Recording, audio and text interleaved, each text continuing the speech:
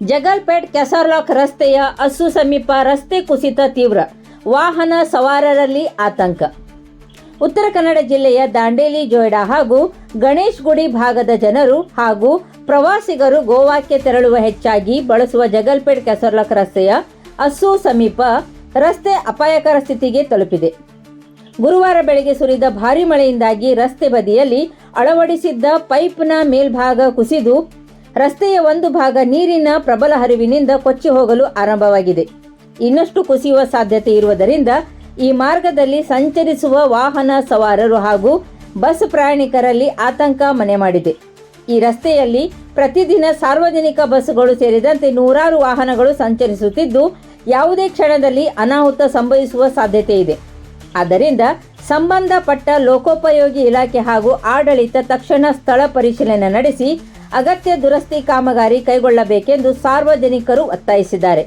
ಈ ನಡುವೆ ರಾತ್ರಿ ವೇಳೆ ವಾಹನ ಸವಾರರಿಗೆ ಅಪಾಯದ ಬಗ್ಗೆ ಎಚ್ಚರಿಕೆ ನೀಡುವ ಉದ್ದೇಶದಿಂದ ಸ್ಥಳೀಯ ಸಮಾಜ ಸೇವಕ ಮಾರುತಿ ಪಾಟೀಲ್ ಅವರು ರಸ್ತೆ ಕುಸಿದಿರುವ ಸ್ಥಳದಲ್ಲಿ ಮರದ ಕೊಂಬೆಗಳನ್ನು ನೆಟ್ಟು ತಾತ್ಕಾಲಿಕ ಎಚ್ಚರಿಕೆ ವ್ಯವಸ್ಥೆ ಮಾಡಿದ್ದಾರೆ. ಸ್ಥಳೀಯರು ಈ ರಸ್ತೆ ದುರಸ್ತಿಗೆ ತಕ್ಷಣ ಕ್ರಮ ಕೈಗೊಂಡು ಸಂಭವನೀಯ ಅಪಾಯ ತಪ್ಪಿಸಬೇಕೆಂದು ಜಿಲ್ಲಾಡಳಿತಕ್ಕೆ ಮನವಿ ಮಾಡಿದ್ದಾರೆ.